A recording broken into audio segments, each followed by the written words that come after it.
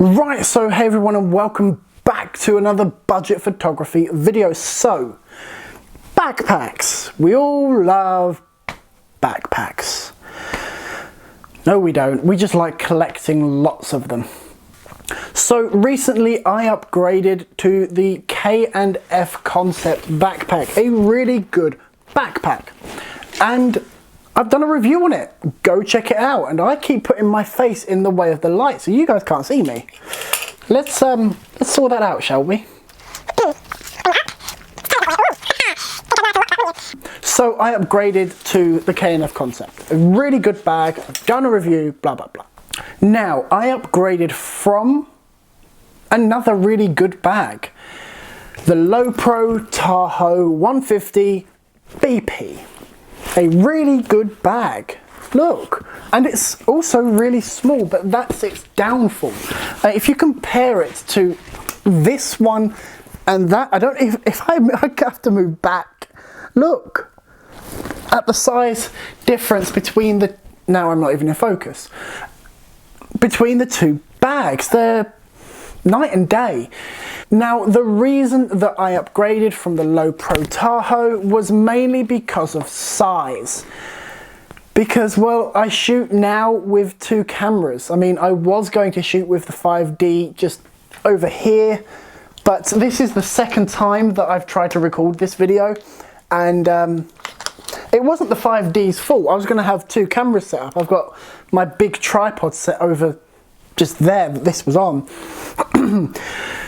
But this camera didn't want to focus on me for some reason, so I've now had to scrap that video and start again. Yay! Anyway, going back to the purpose of this video. This bag is really good. You can pick it up on Amazon for under £50 and it will hold your camera. Not a full frame camera. Well, it will hold your full frame camera, but that will be about it, really.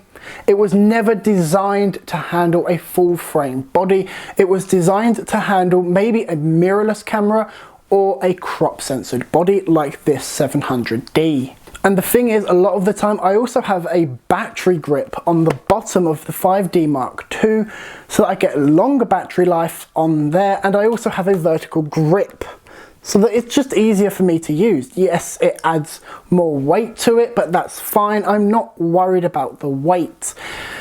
I'm worried about the size, which sounds a bit weird. Why would I not be worried about the weight of everything? Well, weight on my back doesn't really bother me. I use public transport, so I can put the bag down on the train next to me if I need to.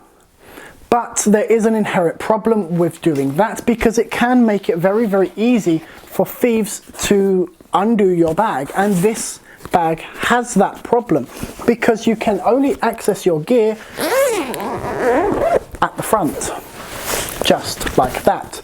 Now, I have actually done some modifications to this bag right here. Normally, there is a zip pocket covering all of this, and I've cut it out. I've gotten rid of it because I needed to move this wall here, which it was non-removable. The rest of these inserts were all removable, which is really good. And most camera bags, if not all camera bags, have inserts that you can move around to fit your camera.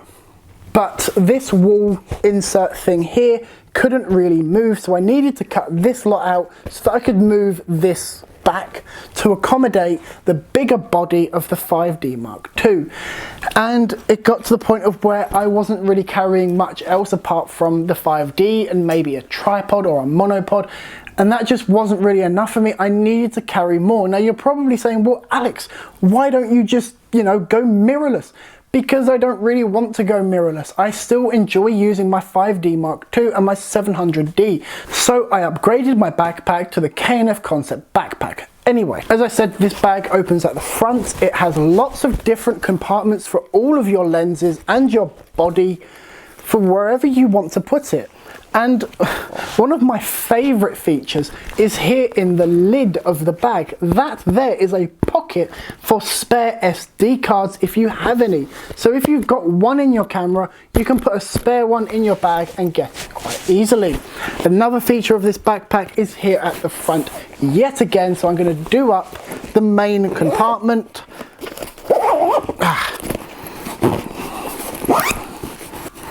And here at the front we have a little pocket just there that you can put wires in, maybe a card. I wouldn't really advise it, but you probably could put a card in there, maybe your wallet, if you knew this bag was going to be safe.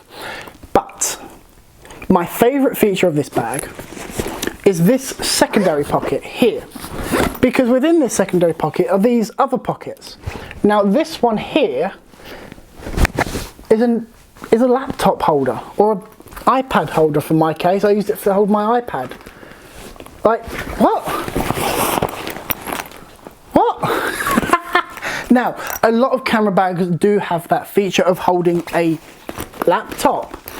But in this smaller packet, at the time when I brought this bag, this was really all I actually needed. I didn't really need much else.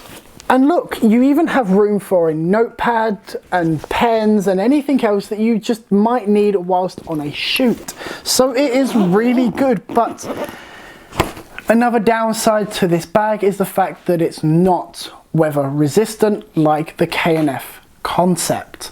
And that is a big downside, because it doesn't even come with one of these little raincoat things that you can just put over the top of it. Now, yes, you can buy them covers separately.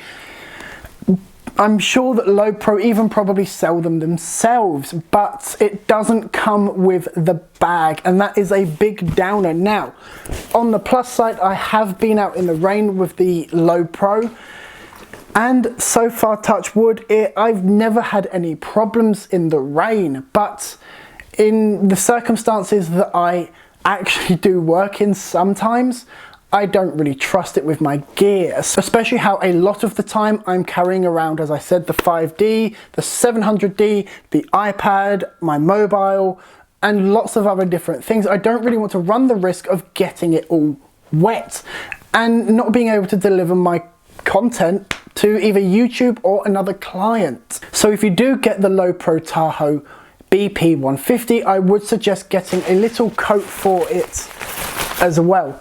Now that little coat thing actually came into, well, it saved the day really, because I went out to go and shoot another video for this channel, but I didn't like the video and I nearly lost my camera in the process due to water damage. I ended up having to like wrap this around my camera like that and trying to, yeah, it was just never going to work. But the bag got wet, and luckily the gear that I had left inside the bag was still dry, but I still did put this on there, so it is a really nice feature to have. Why would you not have a coat, or at least a weatherproof bag? I mean, come on, Lowpro. Why? That's not even around the right way. Why would you not make this at least weather resistant? It's just ridiculous. This is such a good bag, and I am hoping to return back to Lowpro in the next coming months with a new bag that I do want to try and get, and I will definitely be showing you guys. So, would I suggest getting the Lowpro Tahoe BP 150? Yes. For a crop censored camera, or a micro four thirds, or maybe even a mirrorless full frame camera, yes, I would suggest getting the Lowpro bag, because it is a very good and capable bag, but it has its flaws.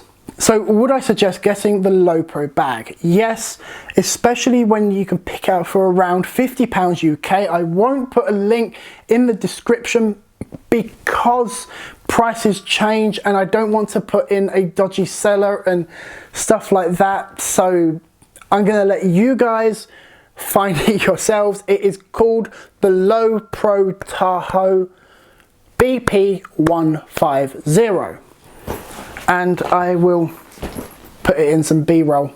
Alex in editing, remember, B-roll of this part. Look, Alex editing, B-roll of that bit. So anyway guys, thanks for joining me in this video, and I will see you in the next one.